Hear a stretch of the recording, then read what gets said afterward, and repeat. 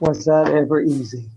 Daniel Patrick Young, we got you. Unbelievable. Unbelievable. Man, over the years, the recording audio in any way, whether it's part of a video or just audio itself, has been one of the most frustrating experiences. The most equipment is needed, the most software, the most glitches are involved, but we're here. We are. I really did a lot to be able to be with you today and about, paying the price. So I have a suspicion this is probably going to be a profitable time for you and I. So thank you for persevering with me. Well, I definitely appreciate you. And we got some good feedback last time. Interesting, Daniel, a lot of people just really haven't been exposed to these types of concepts, these personal development concepts, but they most definitely are out there. And every now and then you meet somebody who's into it, who's into the Tony Robbins and the self-help books and that stuff. And we all speak the same sort of language, but I didn't know how much of the world still needed to be exposed to this, but I guess I should have figured that out, because I think the world would be in a bit better shape if people took these disciplines seriously and took the study of life seriously, But anyways, sorry, this is episode 9. This is episode 9 here, Notus and Friends. We've got Daniel Patrick Young back, one of my mentors.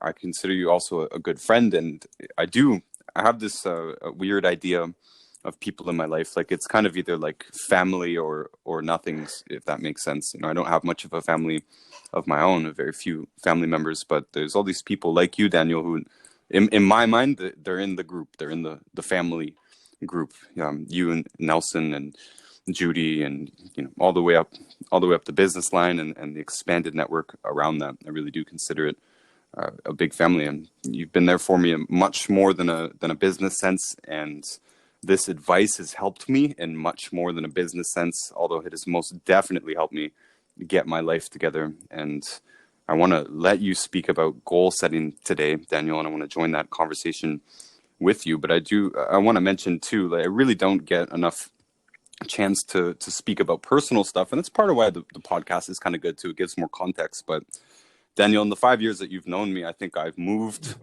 5 times, 6 times, something like that.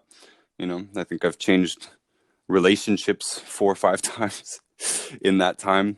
My life's been a bit of a mess. It was a bit of a mess, but in that time I've also gotten on my feet, and I can only credit the progress that I've made to these concepts, not just these 6 systems, but planting myself firmly in the journey of personal development, looking at the resources that are out there, but also magically mentors appear. Daniel was one of them, out of nowhere. And this has happened other times as well. I've accumulated other mentors, other positive people, other wealthy people who are able to give me actual advice on finances and stuff. And these are resources that I didn't have in life. So I cherish you as a resource, but as a friend, Daniel, as well. And we're here to talk today about the goal setting, goal achieving methods. Is this 2 different systems, or is it considered one?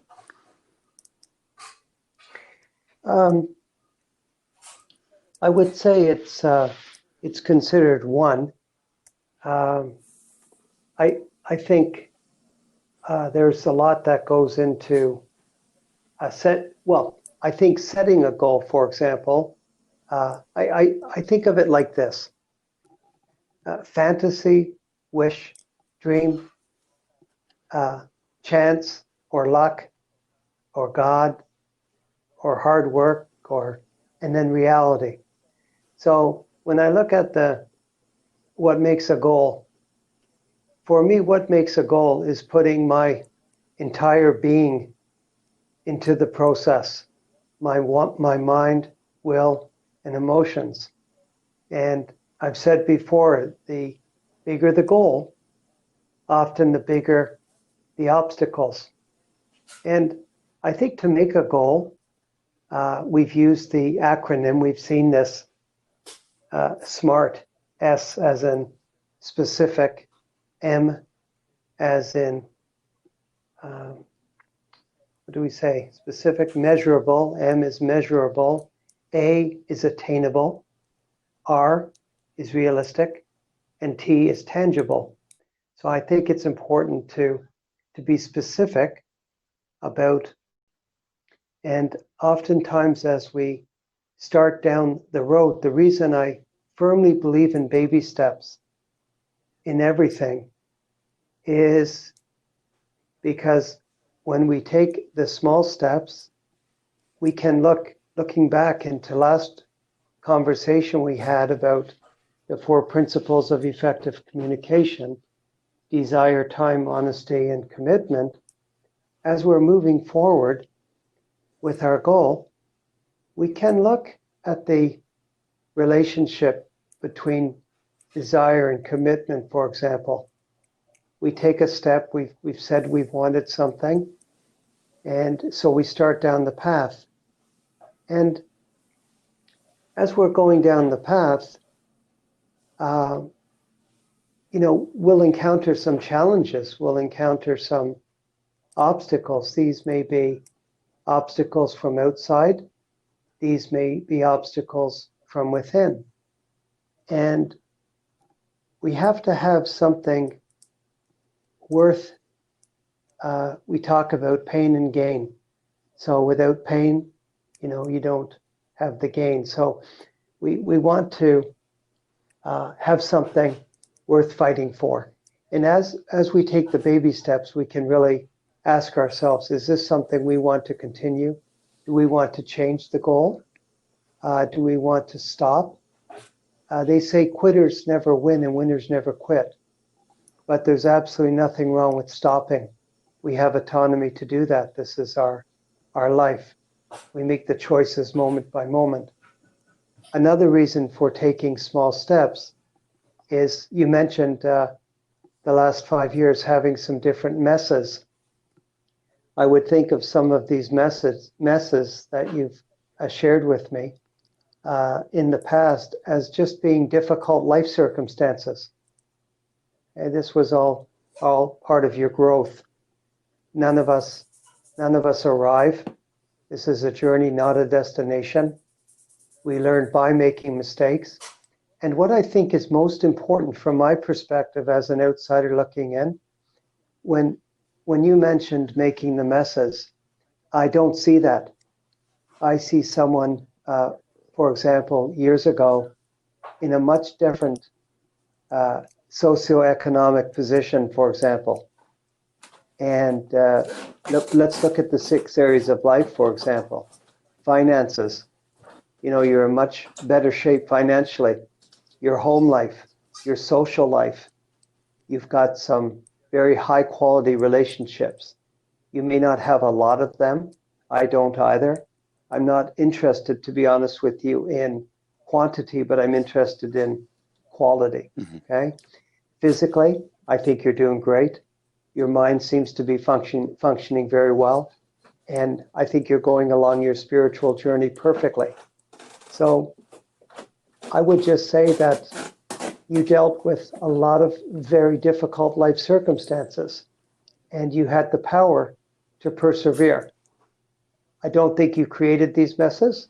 I think these were obstacles that were put in your path to really cause you to ask yourself what you want. And I have a lot of admiration and respect for you. I think you're doing phenomenally well. So congratulations. Thank you, Daniel.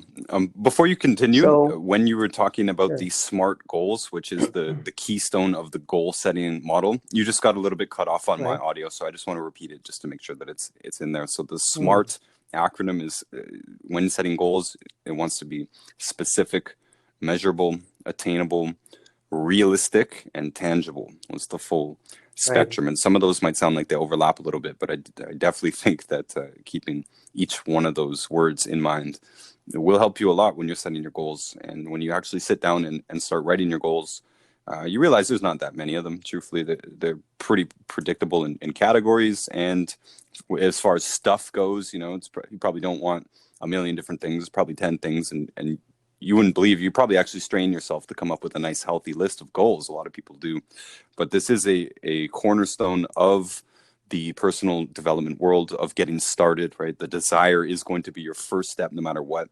That's the whole think and grow rich. You can't, if you don't have the desire to do anything, you're not going to do anything kind of thing.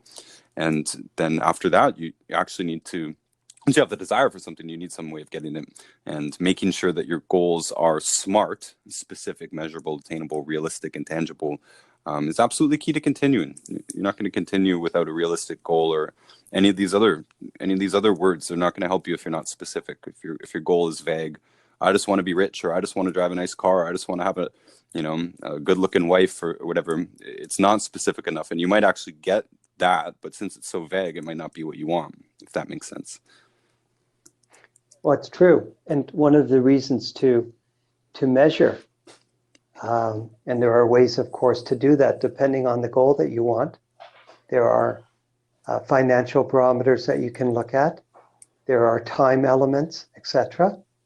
And one of the reasons for taking the baby steps, I call them baby steps, is that when at least for me, when I believe that I do something small, for example, today I fixed a table. I put 3 screws in the table, and I'm not the handiest guy, but over time I've realized that small things make a big difference. They give me encouragement, they give me confidence, they give me faith, and these are small things. And so it's important that we believe that we're actually, we have hope that we're going to see our goal as a reality. And for example, driving a nice car, you could have a goal, for example, today is, I think, the 12th of June, 2020. And say, for example, you set a goal to have a $30,000 car, and in a year.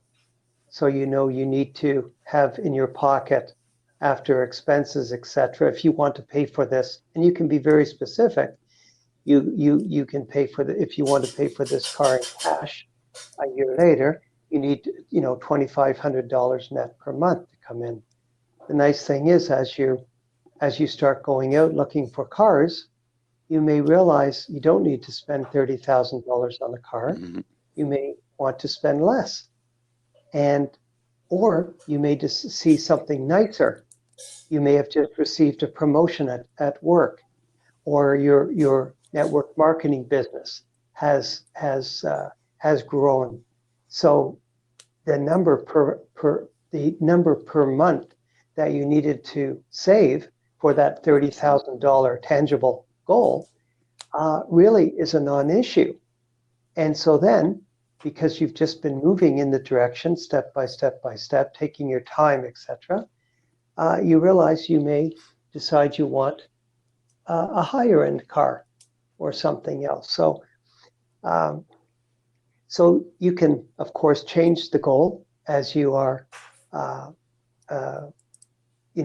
going step by step, day by day, etc. Right now, I'm looking at, different cars. My wife and I are planning to be in San Diego. Initially, I thought I would get a convertible Vet, and I've been looking at the different models that they have and the colors, and we call this dream building. And I think it was Napoleon Hill who said, whatever the mind of man can conceive and believe, it can achieve. Okay, so belief is very, very important. So by me doing that small step today, putting 3 screws in a table, it gave me the confidence and the courage to be with you today on the podcast. Because anything worthwhile is going to require effort.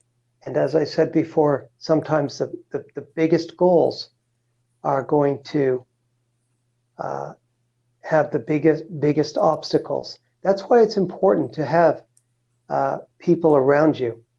I would much rather have someone say to me, I think I understand the position that you're in. And when I was in a similar position to what I think your position is right now, this is what I did. I would much rather somebody tell me what they did, what they achieved, than to tell me, well, if I was you. Mm-hmm. And I think we need to be careful because you're not me, I'm not you. And sometimes we're relaxed and we're calm and we're filled with hope, and we have our fear and anxiety and stress levels are down, the money's coming in, the relationships are growing.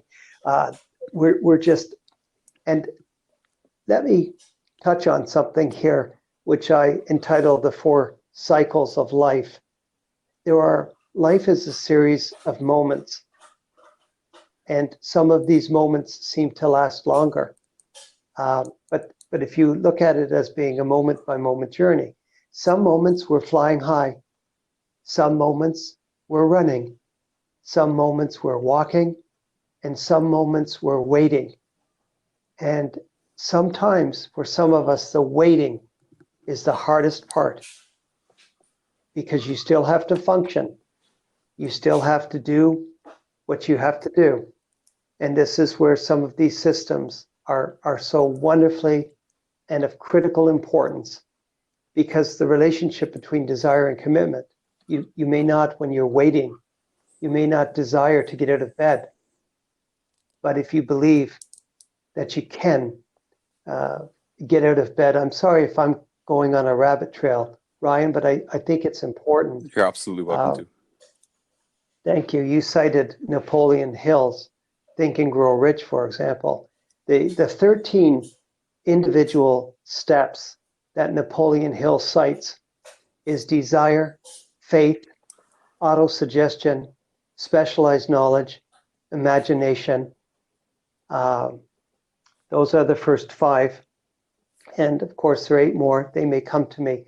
But let's look at desire, first of all. Faith. So that's a step. Step 1 is having desire, as you touched on. Step 2 is faith. Just believing that you can get out of bed, or believing you can take that next step. So I think baby steps are very, very important. So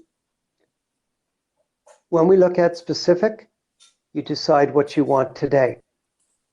Measurable, and we'll talk about that in a second when we discuss the goal achieving aspect. So we have the goal setting aspect, specific, measurable. Attainable asks a very, very important question. It forces us to ask, can it be done? Realistic asks the question, do I believe it can be done by me?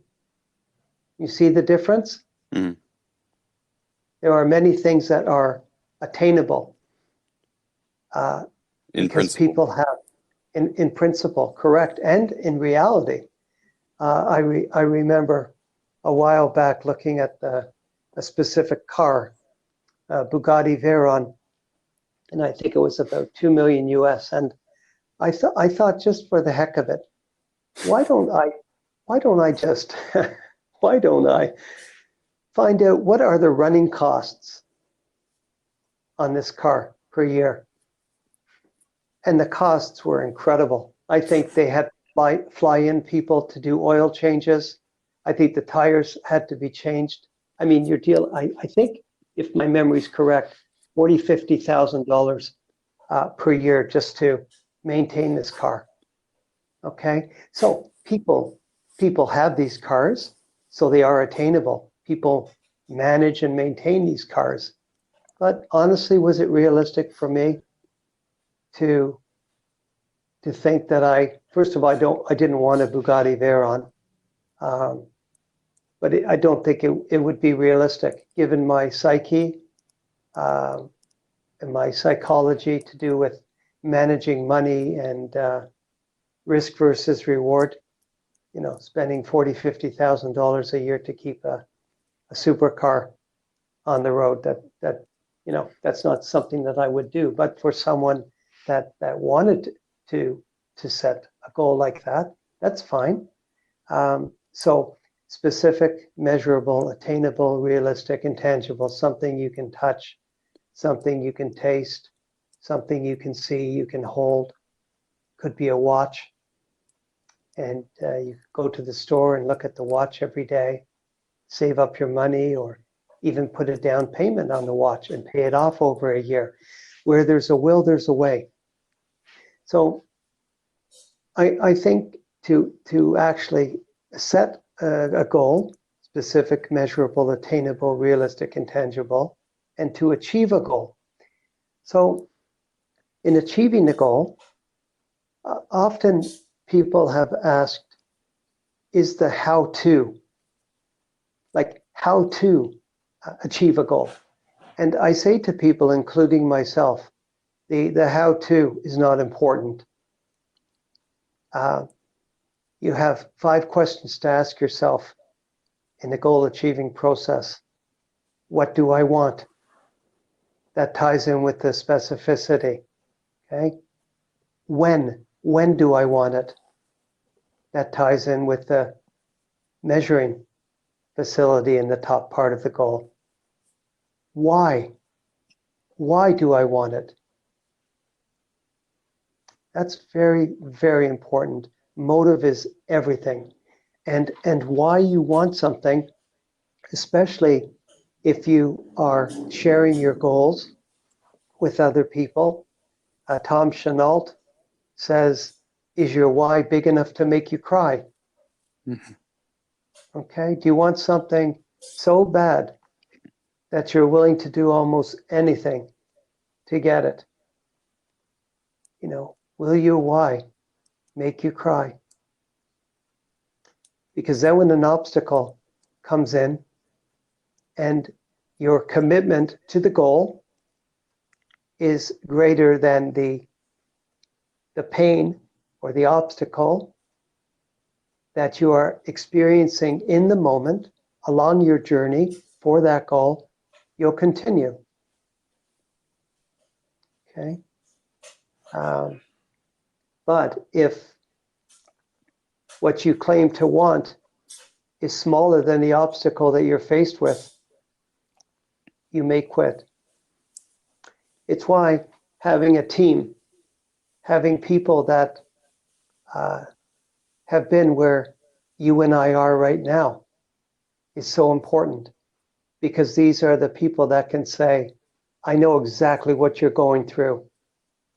And sometimes if you're really down, your emotions are high and you're angry, and you say to them, you have no idea how difficult this is. You have no idea what other circumstances I'm facing, maybe physical or financial or mental issues, issues at home, etc. And you have these 6. And then they turn to you and they say, let me tell you a story. And they share from experience something that they overcame that you would say is much more difficult than what you're currently going through. Then you take the next step, because you've got the faith, the belief. If they can do it, if they attained it, it's realistic for me to attain it or to achieve it. Does that make sense? I do think so. And I do think that centering around the faith there is kind of key. I think a lot of people fail in their goal setting and goal achieving because of a lack of faith and a misguided desire, not specific enough, right? Not smart enough of a desire set of desires, but definitely lacking the faith is probably the most pernicious problem, because all these other things here, auto-suggestion and specialized knowledge and all the strategies and specifics, they don't matter unless you have the faith, right? Do you believe that auto-suggestion is going to work for you? Do you believe that by following this path of personal development that it is going to lead you to a life that you don't recognize, right?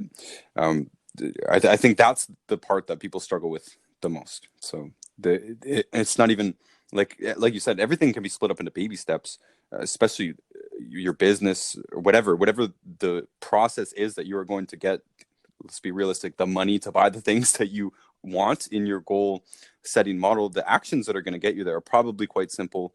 It's probably just a matter of making more phone calls, right? Trimming up your sales process, trimming up any fat in the distribution process, just simple things. But you plug away at it every day, right? No matter what the business is, pretty much any business is going to, the person who's running it is going to be doing almost the same thing every day. Different forms of it, but you're plugging away. Why should you do that, right? Obviously, the only reason to do that is to match your desires. If the obstacles outweigh that work, then what are you going to do it for? And again, if you don't have faith that you can actually attain any of these things, or that you can change, or that you can move, or whatever, that you can become a totally different person if you really want to.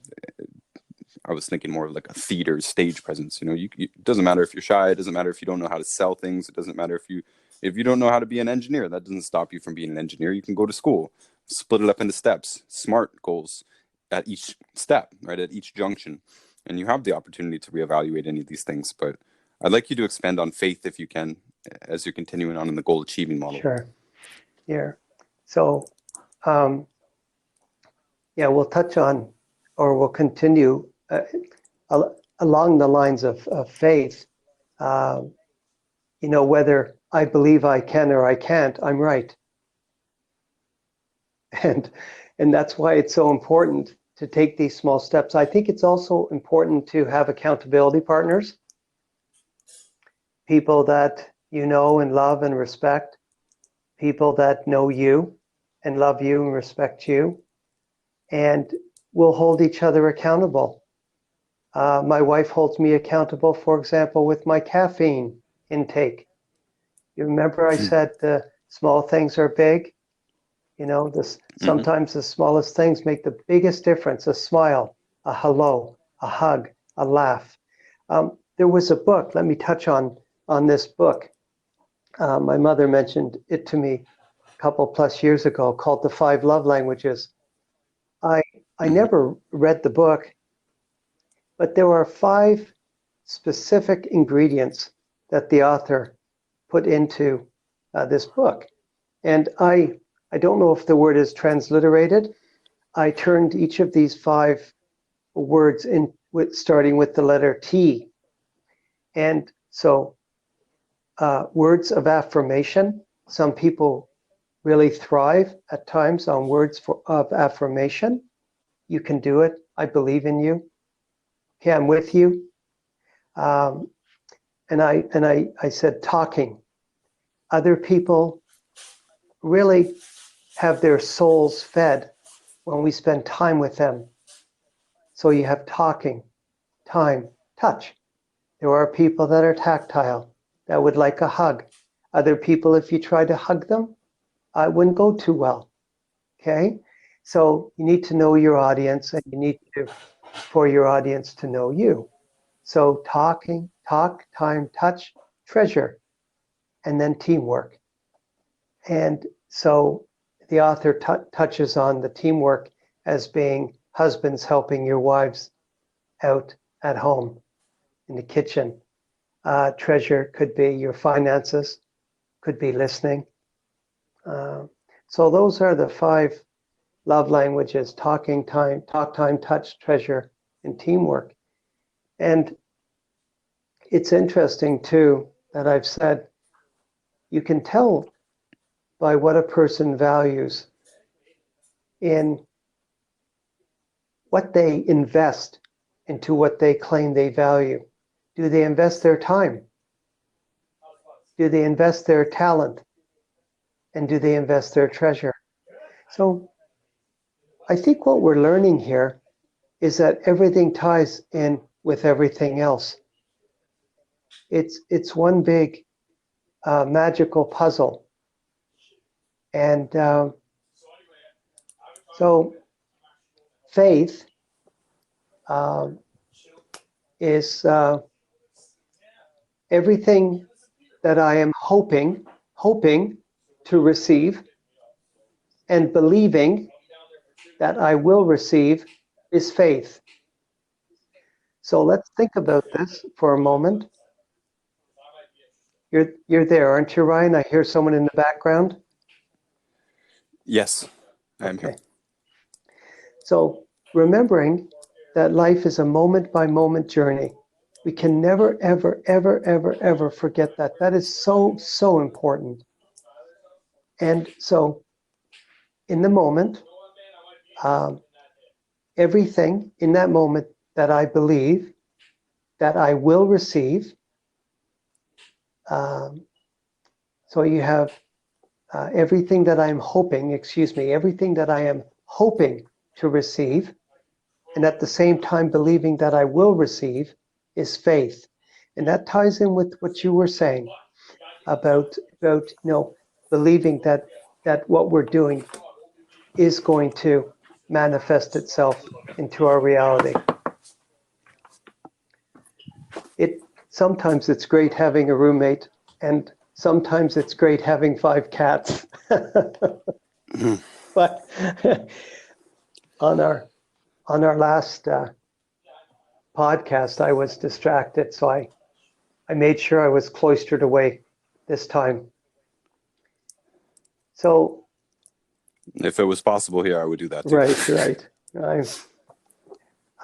That's fine. And again, I think I mentioned before, and you touched on it today, people going up on stage, giving a nice presentation. And I used to think that, well, really doesn't matter what I used to think. What I think now is that I would really, really hope that even one person listening to this podcast would say, I can do that. I can set up a podcast like Ryan's doing. And I know one of my favorite podcasters, Tim Ferriss. He's an incredible human being. I haven't had an opportunity to meet him, but God has used his basically his life and his commitment to serving others to change my life. And the reason I say that is because I act on what I learn. If we don't act on what we learn, even taking baby steps, it's going to have no merit. And I think I touched on this on our last podcast, but if I can repeat it, I would appreciate saying that. Yep. It's not what you have, it's how what you have is used, by whom and for how long. And that one statement is worth its weight in gold. It's all about application. So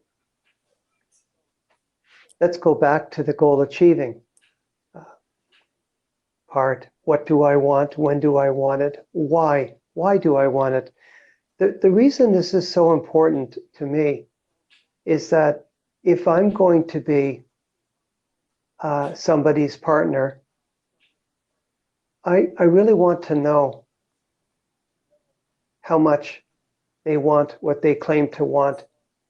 Because if I give of my time and my talent and my treasure, I want a return on my investment.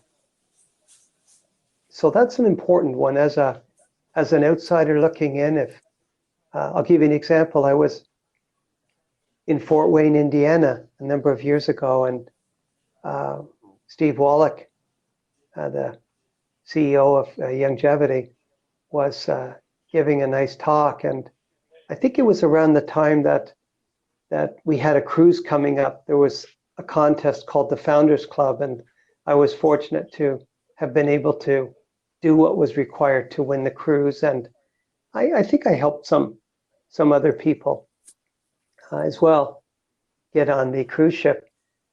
Steve mentioned if any of you, I think I had given a talk on goal setting as well and goal achieving. Maybe it was another time.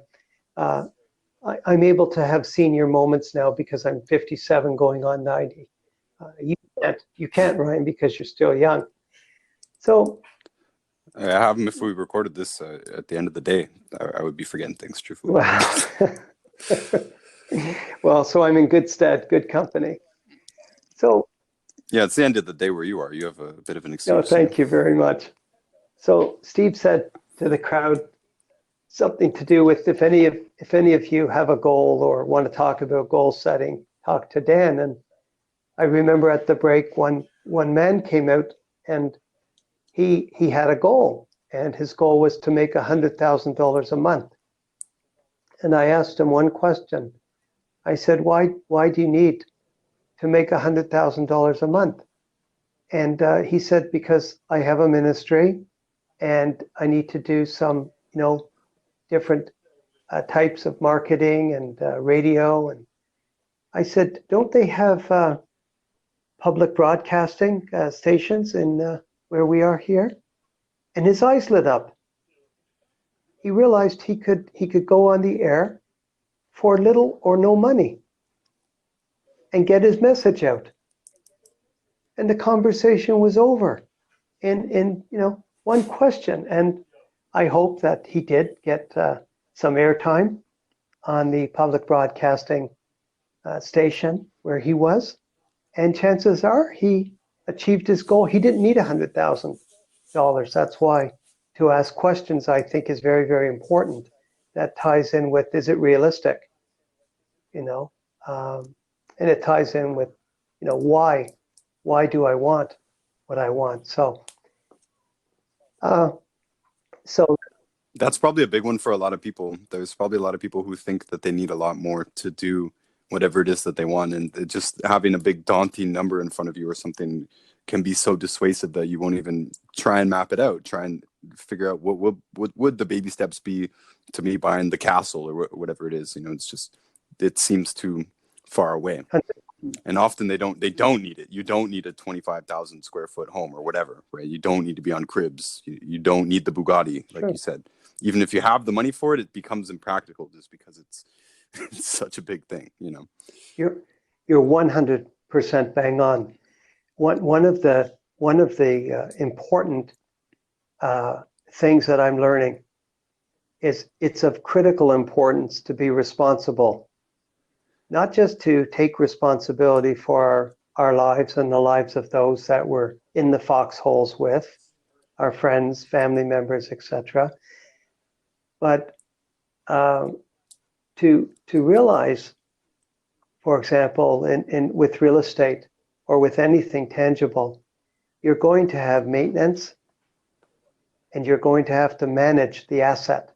So if we look at the Bugatti, you're going to have to maintain that car, and you're going to have to manage the payments, insure it. Correct. Often people want something, but then when they realize the level of responsibility to maintain the asset, they say, "Wow, I didn't realize that." And so it's important. And if we're taking small steps, we're able to do diligence along the way. So it's so important. I think we're touching on a lot of very, very important things today, Ryan. So again, if we go back to the goal setting for a moment, goal achieving, what do I want? Ties in with the specificity. And again, we've discussed it can change, your goals can change, no problem. When do I want it? Allows us to measure. Why do I want it? It shows us our own heart. And what am I willing to do to get it?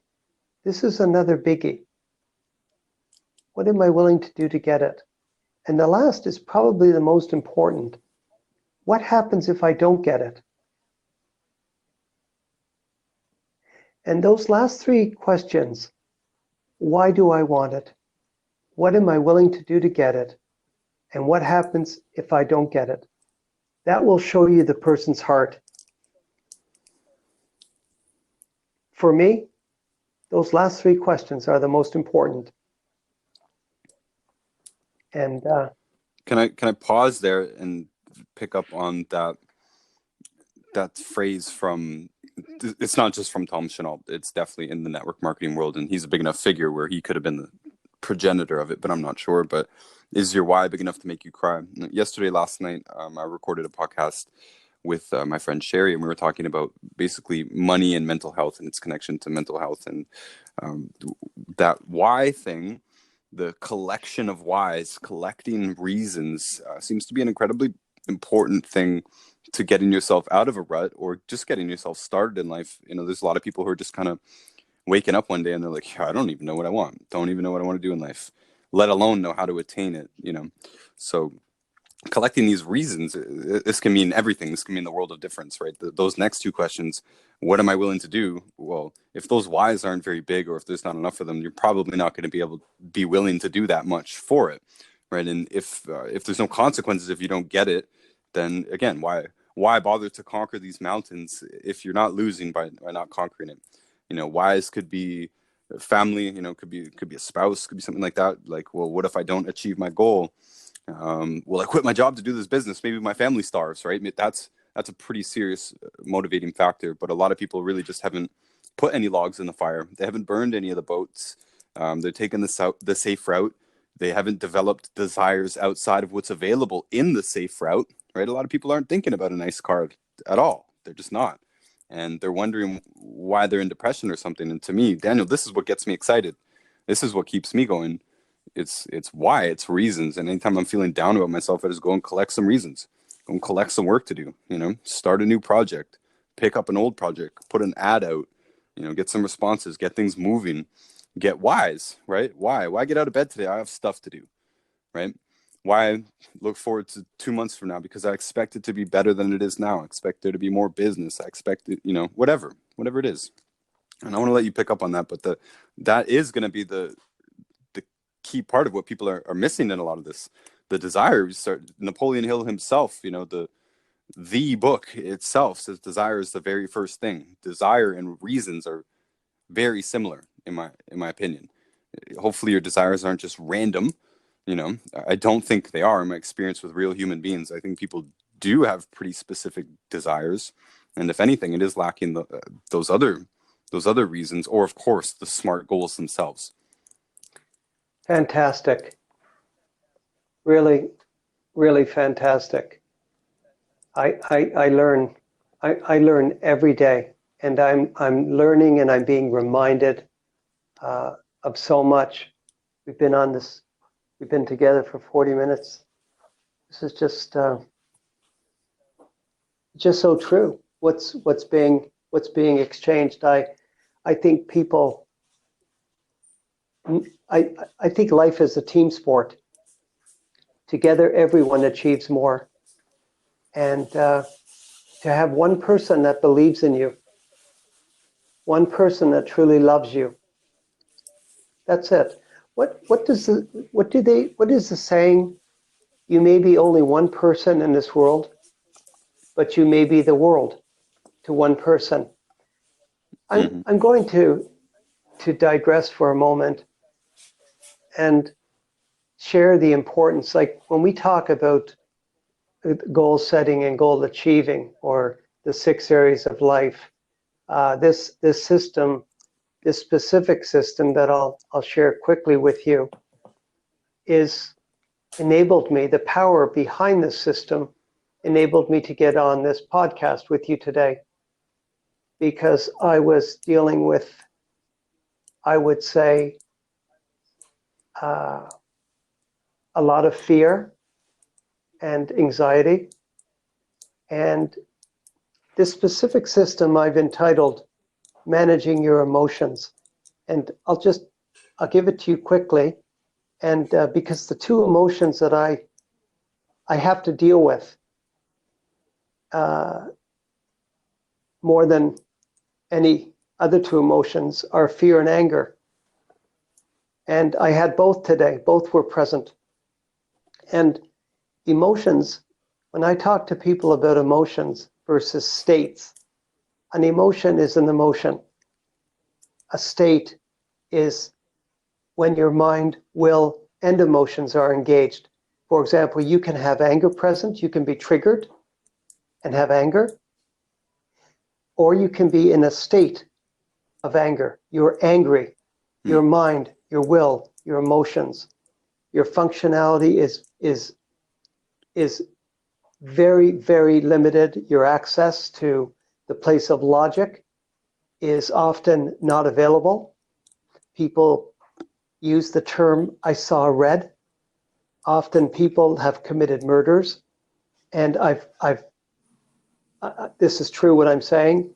And then the police are interviewing them, and they're trying to understand logically why the person went and shot another person. But when this person went out, they were in such an angry state that their access to logic was not available. They don't remember. They were seeing red. They were not in their right mind. And so there's an example of anger. Fear. Fear can be paralytic. And so staying calm is important. So I was reminded today, especially when we were having such a difficult time getting this podcast going. I think the email link is the way to go now, isn't it, Ryan? Yeah. Yeah, it worked quite 2 seconds, brother. That was it. Daniel, can I pick up on fear, if you mind? Sure. I'd like to give you the. Yeah. Go ahead. Give me the other two. No. I'd like to give you the. When I talk about the system called managing your emotions, I use anger and fear. I'd like to give you the actual template, the words that I use, and then we'll talk about the fear aspect of it. So this is how it goes. So I call it managing your emotions. You can call it whatever you want, okay? Never allow an emotion, let's use anger in this case. So never allow an emotion, anger, to cause you to act when without this emotion, the act would not take place. So you have anger, you're triggered, you want to hit something or someone. Would you want to hit something or someone if that anger wasn't present? No. So don't act. That's why it's important. Desire, time, honesty, commitment. That's why it's important to stop. Take the time. Be honest. I use a system I think we touched on the last podcast, from awareness to adaptation. I'm aware I have anger. I accept that I have anger. I acknowledge that I have anger. I accept that I have anger, and then I adapt, which means I process that anger through my mind. Okay? I don't take the act. Consequently, never allow an emotion, in this case fear, never allow an emotion to stop you from acting, to stop you from taking action, when without this emotion, the act would take place. If I did not have fear today, I would have had no problem doing this wonderful podcast with you, Ryan. And so when I was reminded of that, I was given the victory. My why was bigger than my fear. My level of commitment was to you and to your audience, to myself, was stronger than the temporary emotion of fear. So that is the template, and you can put whatever emotion you want in there. So never allow an emotion to cause you to act when without this emotion, the act would not take place. Consequently, never allow an emotion to stop you from acting when without this emotion, the act would take place. And that's, I think, why we're talking today. And I hope at least one person, including me, I'm getting great benefit from this, Ryan. And I thank you. It's an honor and privilege to be doing these podcasts with you. Thank you. Well, this is a big part of mindfulness itself, right? Identifying the emotion kind of takes the power away from it, right? A lot of us didn't realize that we were acting on emotions just simply because we didn't identify the emotion, the trigger itself, the sensation itself, or the the state, as you described, right? We're not even realizing that we're in the 100%. state, and the power is taken away by identifying it, by being aware of it, by acknowledging it, and by adapting to it, changing, realizing that this thing is making me angry because of this, and I do not need to respond in anger, in a state of anger, to that thing. Maybe there's an evasive action, maybe it's a no action, maybe I don't go and attack that person or something like that. But these two things that you mentioned, fear and anger, they're going to be, they have to be the biggest blockades, particularly fear to any achievement in life. And you mentioned a couple times, and I want to pick up on it, that it can be a nerve-wracking experience to record things. And it might sound casual when the recording is actually taking place, but there's a lot of mental activity behind the scenes before any recording. I do remember my first recordings. My dad was a sound technician, by the way, so he got me in front of a microphone when I was quite young. I felt comfortable enough to do it, but yet when I was in a room with a microphone, suddenly that microphone's connected to an outlet to the outside world, and people can hear you. I remember clamming up. I remember my heart just beating out of control, and really, really spending most of my energy on keeping it together while I was actually speaking on air. Not even paying that much attention to whatever came out of my mouth. I honestly wouldn't even be able to tell you what came out of my mouth in most of the early interviews and radio appearances and whatever, because it was just such a nerve-wracking experience. Now, having said that, we're talking about getting forward in life. We're talking about Bugattis and houses and businesses and this kind of thing. To me, any business or any craft, whatever you want to do, you want to get good at it, and you want it to somehow supply your life or enhance your lifestyle or whatever, bring in extra money, aka in real human terms. If you want to monetize your hobby or your passion or change your life in some way, it's going to require you getting attention, what you like it or not, right? Maybe what gets the attention is an interface, like an ad. Maybe you put ads out, maybe you put a capture page out, maybe you make content that doesn't have your face or voice behind it because you're too shy to do so. But that fear of attention is one of people's major blockades, and not just attention itself. Of course, it's negative attention. What are these people going to think of me? What if I make a mistake? What if I choke up on air? And whatever, fear of negative attention. I've myself made a ton of content. It's not easy, and I've taken a lot of it down because of being self-conscious. You realize after a while, that video really wasn't that good, but you keep going, right? That perseverance is going to be a key part of this formula no matter what. But it doesn't matter what you're doing. I'm also an artist in one part of my life. That still also requires getting attention. All of the same fears of judgment, all of the same fears of what the people in your life are going to say about you. Are they going to accept me, this public? Am I even going to make it? Is it going to be worth my time? Is it just going to be someone better than me? All of these doubts do go down back to the attention. And I don't know, Daniel, maybe you could name something. I can't come up with something of building a business or something or anything, a craft, without getting attention. Everything else is a private endeavor, but if you are trying to build goals, and those goals are connected to real things, especially if those real things cost money, then, these are... your business is going to require you getting attention. It doesn't matter if you have the best product in the world. It doesn't matter if you have the best system or website or whatever. Daniel, you got 6 systems. No one ever heard of them before, right? Things don't go anywhere unless they're marketed somehow. And that is where the fear is going to be for a lot of people.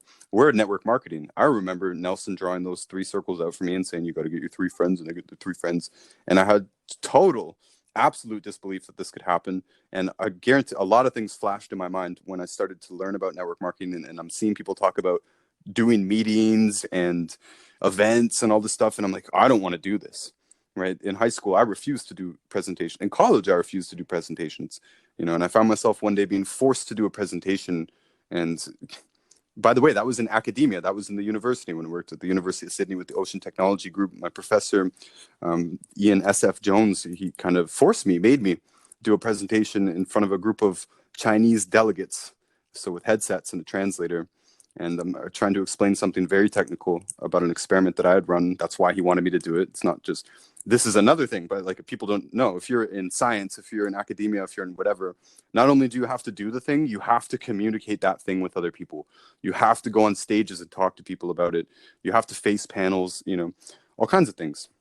And in my case, that was my first exposure to public speaking. And I believe the fear in people, when they're hearing these things, and if they're thinking of goals, what do I want in life? Well, they might just say, look, I'm never going to get a Ferrari because, again, I can't sell.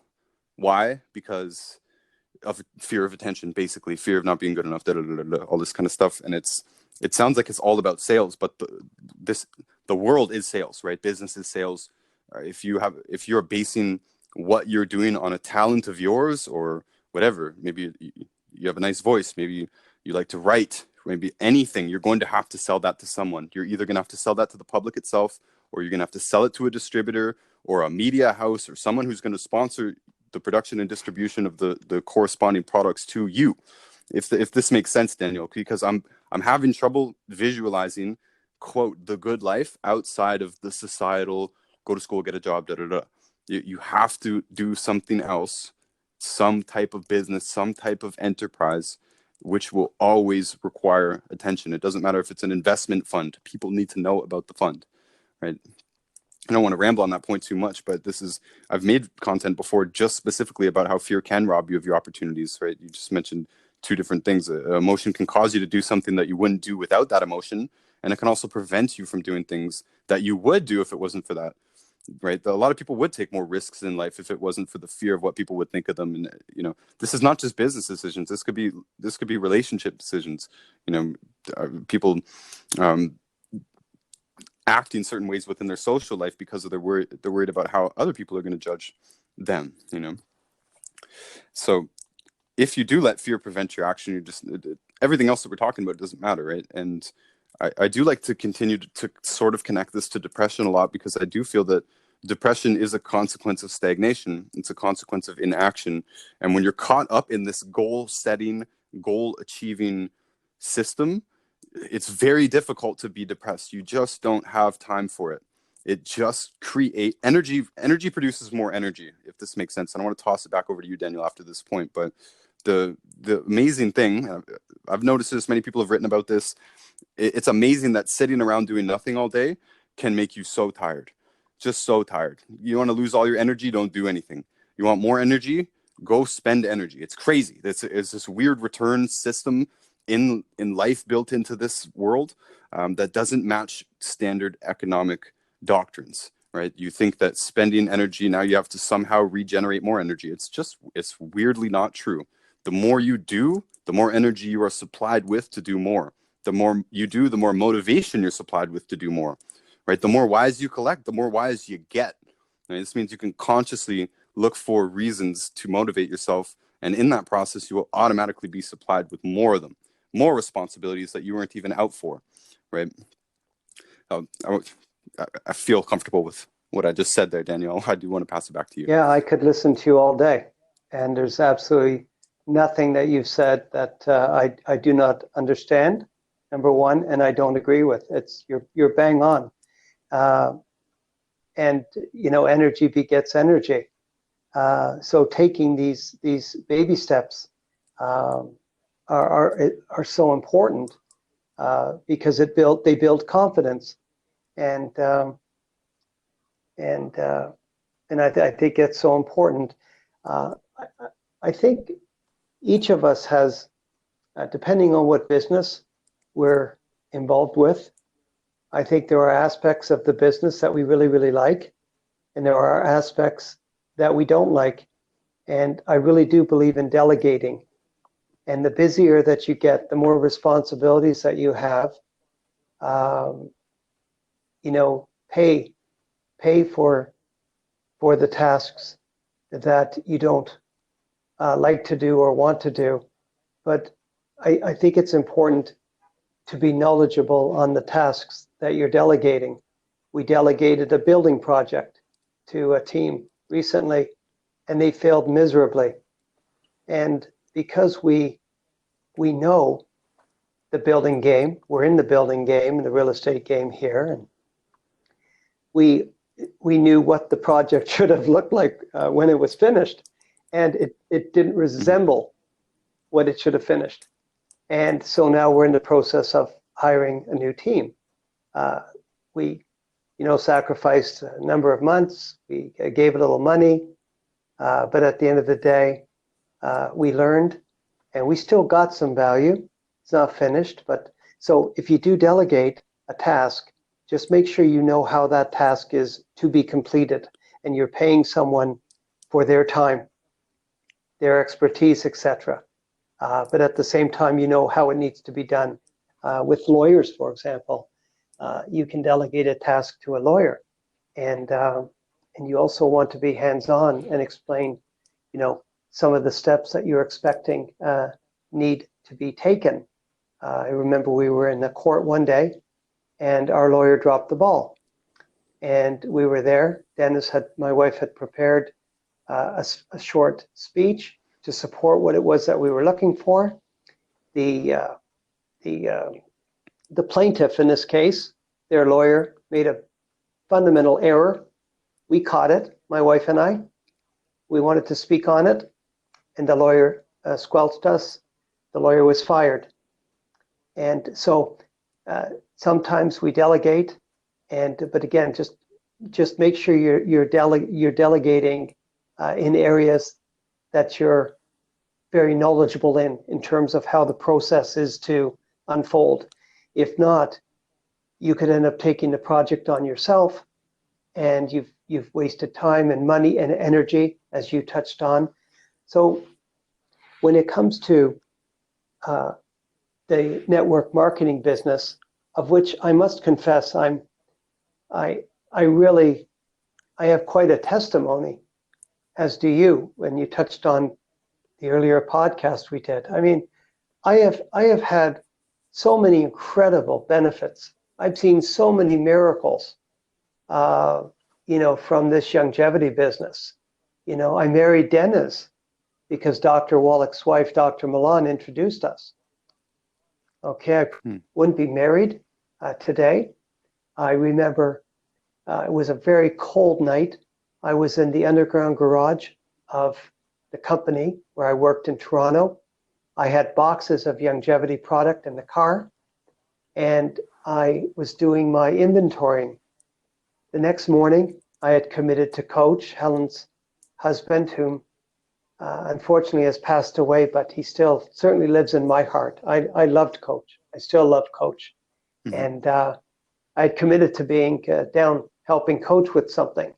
And here I am at 2 or 3 o'clock in the morning, freezing, doing my inventorying in this cold garage. And I actually said to God, I said, what did I do to be cursed?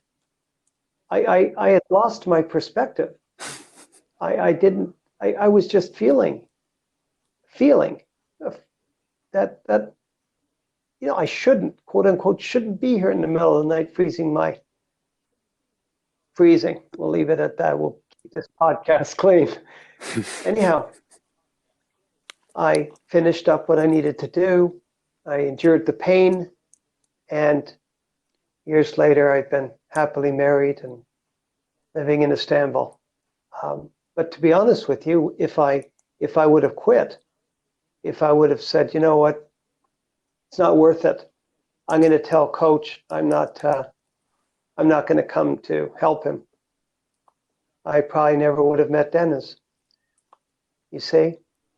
So, my why made me cry. I had a commitment to Coach. I had a commitment to myself. To be honest with you, at the time, the commitment to myself wasn't that great. I just wanted to go home and get warm. I was so angry and so upset. But I got it done, and I went and helped Coach, and everything worked out. So no pain, no gain. And it was a small thing that I did. But if I did not really want what I had claimed to want, if my why was not bigger than my obstacle, I would have just quit, and I think I would have been worse off for it. So with respect to our business, the network marketing business, I mentioned on the last podcast the key to the abundant life. And I explained at 12 o'clock, we had system, 6 o'clock system, 3 o'clock person, 9 o'clock person. And this system, the key to the abundant life, says, do what you do so well. So you plug yourself into a system that works for you and works for your team. For example, if you love being on the phone, which I do, generally speaking, three-way calls are great. I used to tell people when I was in Toronto that had fear of phoning people up, of speaking with them, I would say, hand them out a CD, and if they think that the information on the CD is worth a phone call, have them call me. Right? I loved three-way calling. I was good at it, and I loved it. I'm passionate to talk with people. You talked about being transparent last week, and I didn't pick up on it like I should have, Ryan, and I'm sorry. That is the key, because when you're transparent, you're already managing the other person's expectations without them probably even knowing it. You've shown them everything up front. And what is more important than having someone with ethics, morals, and values that cares enough for themselves to be honest and forthright? That's the kind of person that I want to be in business with. And down the road with that person, if they do get involved, they'll have questions. You just manage the process step by step. So do what you do so well, plug yourself into a system that those who see you do it, plug yourself into one person. So do what you do so well that those who see you do it want to see it again. You plug that person into the system, and we'll bring others to see what you do. So you plug yourselves into one other person, and then you plug them into the system. And it's a moment-by-moment journey. So you find tools that work, whether it's books, whether it's three-way calling, whether it's podcasts, whatever it is that's available. And if there's something that you don't think is available, then you may funnel monies to get this done. Whatever it is, we've got one life, and it's not about falling down; it's about getting up. I fall on my face regularly. I struggle a lot with fear, anger, anxiety, and yet here we are. And I think people can say, wow, if Dan can face his fears and his anxieties, maybe I can. If Ryan can face his monsters and win, maybe I can. And so we don't want people thinking we're great. I'm certainly not great. I want people to think, number one, if Dan can do it, I can do it.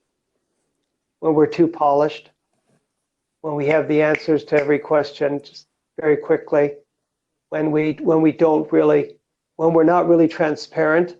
I guess I really took hold of that when you talked about being transparent in your business, I guess, which is why I'm touching on I'm being transparent with you and with your audience today. It's been an awful day. And really, okay. And it took us like an hour to get disconnected. The hour that we took to get this connected was probably the highlight of my day at that point. Okay. So it was tough, but again, I wasn't going to let fear. The energy that I have now, I think the energy that we have together, I think the strength and the confidence that your audience will have in themselves. They're not alone, and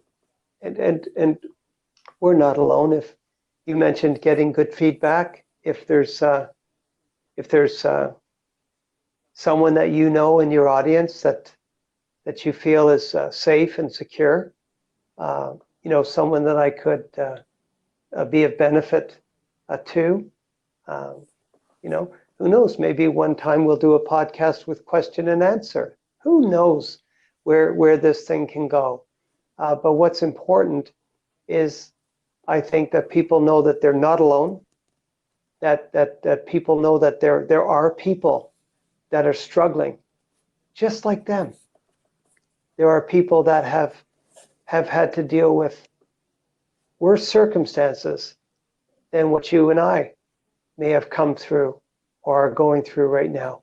And that, as you said a moment ago, energy begets energy. So when we get off the couch, when we do something small, like put 3 screws into a table, or make a phone call, or I don't know, it's the small things make the biggest difference. And I do want to say one thing on fear. Fear and love, fear and gratitude cannot exist in the same moment. I challenge you to, when you have, and I often forget to do this because I'm in my heart, and I say, with an emotion you react, with logic you respond. Reacting costs, responding pays great dividends. Okay, so when we're triggered, don't react. Take the time to get into a place of logic and respond. Okay, so when I have fear or anger, and I say thank you. Sometimes I can't even say the word thank you. The emotions are so strong, I can't even say thank you. I can't even access my mind. Ryan, I'm not kidding. And I make sure I'm safe and secure at that moment. But if I can say thank you, or if I can smile, just smiling, the fear and anger is gone. It's like turning on a light switch. The darkness flees instantly. And that's the importance of recognizing this is a moment-by-moment journey. So you have in a moment fear or anger, say thank you. Think of something you're grateful for, even if you can't be grateful at that moment because you're not in your mind. You're in a state of panic or anxiety. Just say thank you. Thank you. Smile. They've done studies where they've had mentally ill patients stand in a room, look up at the ceiling, and smile. And I think in some cases it turns into laughter, and their lives changed. These are people with diagnosed mental illnesses, and I can't remember what the illness was. I can't remember if it was schizophrenia or what it was, but it works. What I'm saying works, and I would want to be if someone is experiencing anxiety and panic and fear and anger, I would probably be, or someone like me who deals with these emotions on a regular basis. These are the people that can be of benefit and to others, because we're walking, we're experiencing, we've been and we are where people are. So people that listen to this podcast, you have people that believe in you and that love you, and this is a team sport. Together, everyone achieves more. So if we can just look at the goal achieving again, what do I want? When do I want it? Why do I want it? What am I willing to do to get it? And what happens if I don't get it? It's just so important. I've said before, you marry someone's heart. I've said as well, life is won or lost between the ears, but needs to be experienced by the whole being. And, there are so many different systems that I'm thinking of right now. I think there's actually 9 or 10 altogether. Initially, there was 4, then 5, then 6. But then some of these wise sayings became systems as well. So, um, Even a quote 100%. can be a system for somebody. Some quotes can become so important to you, especially if those were the problems that you were facing. 1, 2 quotes written on your mirror, 100%. that can change your life. Daniel, if you don't mind, I'd like to kind of tie back in and sort of tie this together. And we've gone a bit long. I think we're at a good podcast length for this topic. But at the end here, we kind of really focused on fear and anger, and I think that's important because, again, those will be the two major emotional inhibitors from action. This whole thing is about goal setting, goal achieving. If you're caught up in fear and anger, you're caught up in fear and anger. You're not setting goals. You're not moving forward. You're not doing your results-driven actions very well. If you're caught up in fear and anger, fear is going to be dwelling on the past mainly, right? We think that it's more about what's going to happen, but I think it's a fear of repeating past mistakes, or fear of experiencing other negative emotions that we remember, embarrassment, that kind of thing, right? Nothing has happened yet in the future. The future doesn't exist. The past doesn't exist either. It's a figment of our imagination, but we combine the worst of the past to project onto the future. It's a terrible habit. And so, again, fear and anger it's going to take your mind away from whatever it is that you are trying to achieve. And if you're dwelling on fear and anger, the whole goal setting, goal achieving just genuinely doesn't matter. All you're doing is sitting there dwelling in fear and anger, staying depressed, staying whatever. Maybe you're getting yourself up and going to work, but all this stuff requires mental engagement, and it requires breaking away from the fear and the anger. And I just wanted to break down anger a little bit more. You did as well, but certain words come to my mind when I think about anger. And by the way, I love Paul Ekman's work on emotions. Paul Ekman, he's the guy they based the TV series Lie to Me off of, and his books are way better than the TV series, by the way. But one of the definitions that stuck in my head from his work was that anger is the physiological response to an interference with an intended action. That means it's what happens to you. It is the physical response to any interference with any intended action, anything. And when you realize that definition, this is one of those things that a quote could change your life. Well, that one definition of anger changed my life, because as soon as I recognized what was interfering with my intended action, what was my intended action, how was it interfered with, and in some cases I was able to adjust that. If my intended action was to, we're from Toronto, right? I needed to drive to college in the Markham Road, Scarborough. And if it was my intended action to wake up and get there in 10 minutes, it's a 10-minute drive. There was no car on the road. If it was my intended action to get there in 10 minutes, I'm going to be disappointed. I'm going to be frustrated. That action will be interfered with by every single person I encounter on the road. If I expect it to take me 45 minutes, like my mom taught me to do, because she grew up doing that, or not grew up, I grew up while she was doing that commute. And she said, no, you got to mentally prepare for it to take twice as long as it's going to. And then most of the time, you're actually going to end up there earlier than you expected, and that's good news. But so the frustrations of life, a lot of them can be absolved completely just by actually recognizing the problem, or recognizing that a reaction to an interference it's not the end of the world. You can identify the interference, and you can identify possibly your intentions, and possibly your intentions are misaligned. Possibly your intentions are unrealistic, right? Unrealistic expectations being the number one cause of disappointment, because those are the most likely to be interfered with. And your anger and your frustration, that is the physiological response to that interference. Like you said before, even just identifying it, though, and calling it what it is, and feeling it almost objectively, like, oh, that's anger there, right? You don't need to you don't need to fall into a state of anger, because you recognize it. It's right there. I just saw this guy cut me off. That's why I got upset.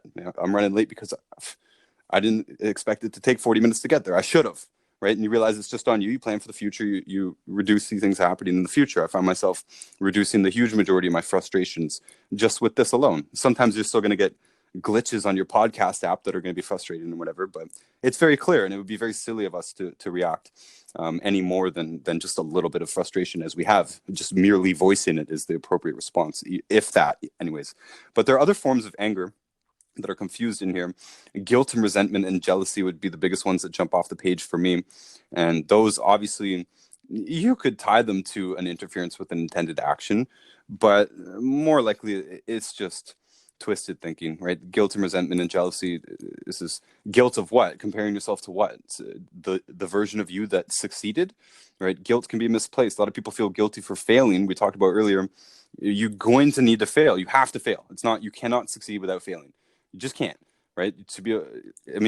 Even I love the analogy, by the way, the Jim Rohn analogy, that to be a professional baseball player, you only need to bat 3 out of 100. Sorry, 3 out of 10, 300 out of 1,000 kind of thing. So that's 3 out of 10 hits. That's not very good. It means you miss 7. And in this business, we know that you're not going to get every sale. You're not going to get 1 in 2 sales. You're not going to get 1 in 3 sales. You're lucky to sign up 1 in 10 people that you sit down with. So you better not be sitting there intending to sign up everybody. You're going to be disappointed. You better be sitting there intending to give them all the information that you need to, and to give them your heart and your attention, and ask the appropriate questions and answer the appropriate questions as well.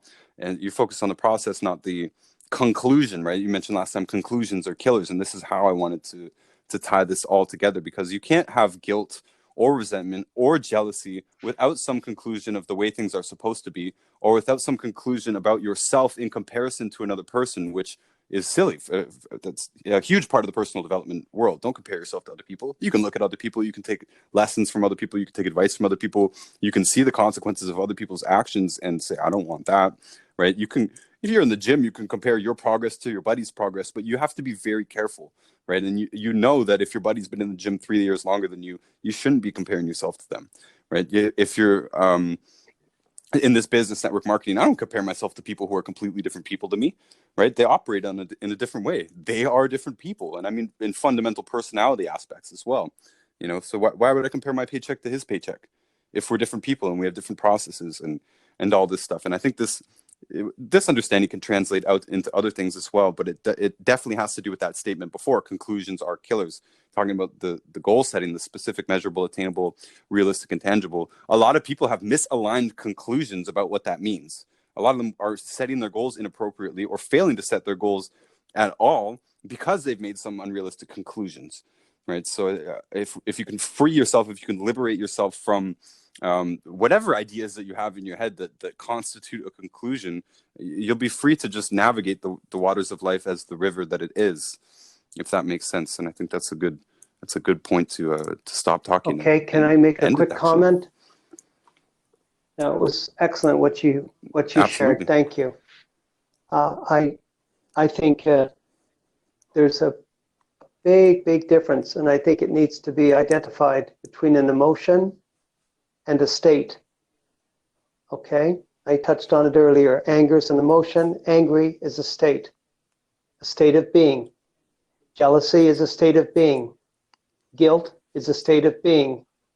And what's the second one? You said guilt, resentment. That's a state of being. Guilt, resentment, and jealousy. And big difference.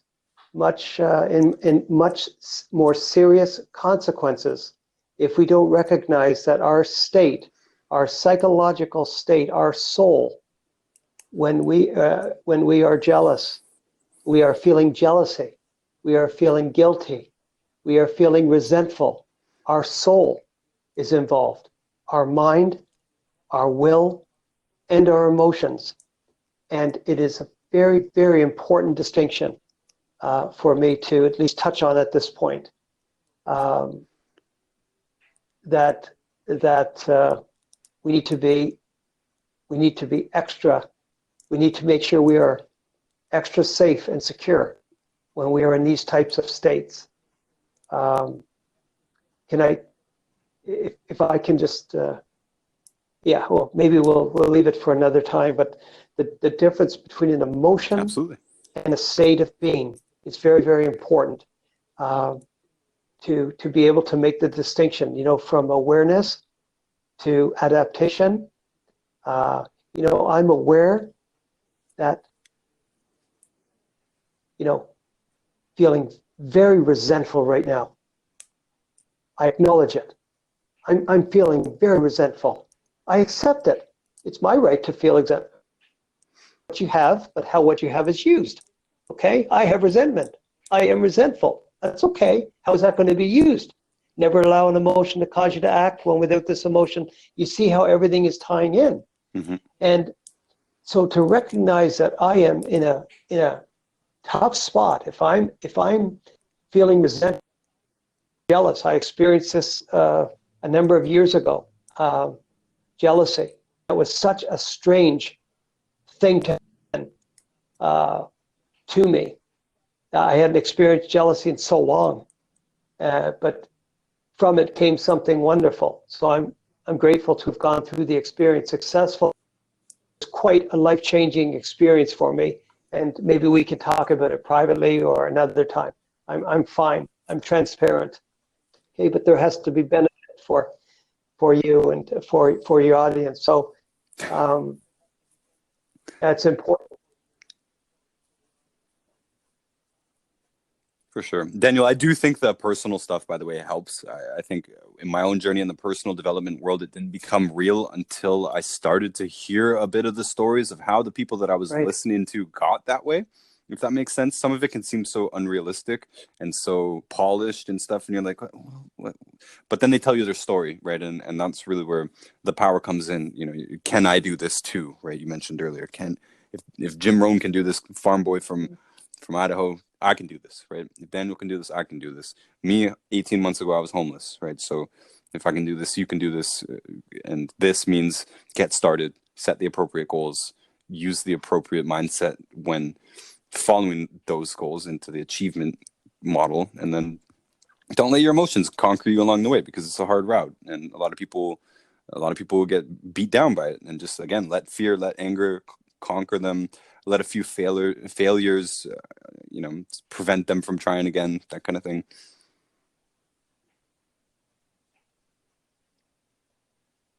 And sorry, my point was kind of done there. I kind of left it a little bit open, but I'm happy with what we recorded today. And I appreciate you, Daniel. I think this is a lot of value, especially if people are not familiar with this. And to me, when you arrived in my life, I felt I already was kind of familiar with this, but going through these things in such detail, it's critical. You don't need 1,000 different concepts. You need a few good ideas, well implemented, right? A few good phrases well implemented, a few good changes in your habits, a few good changes in your philosophy. Yeah, 100%.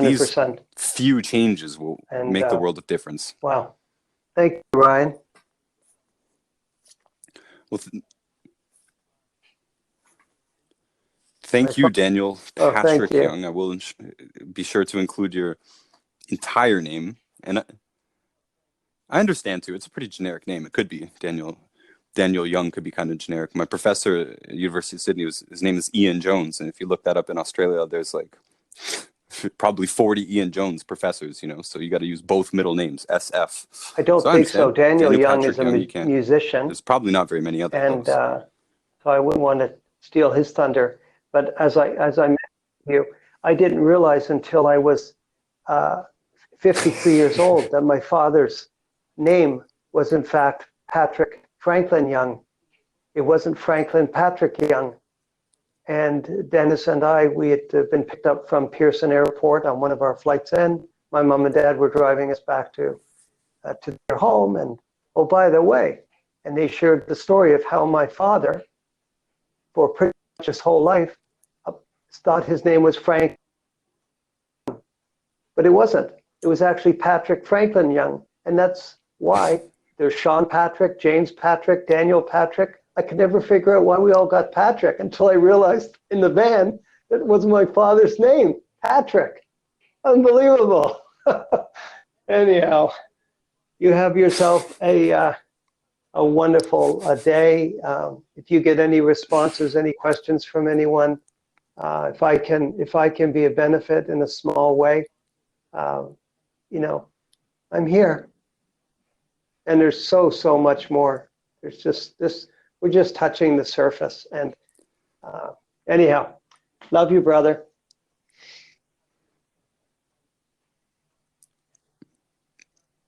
Love you too, Daniel. Sounds appreciate great. You, and we'll come Have up with the next outline for next week, possibly.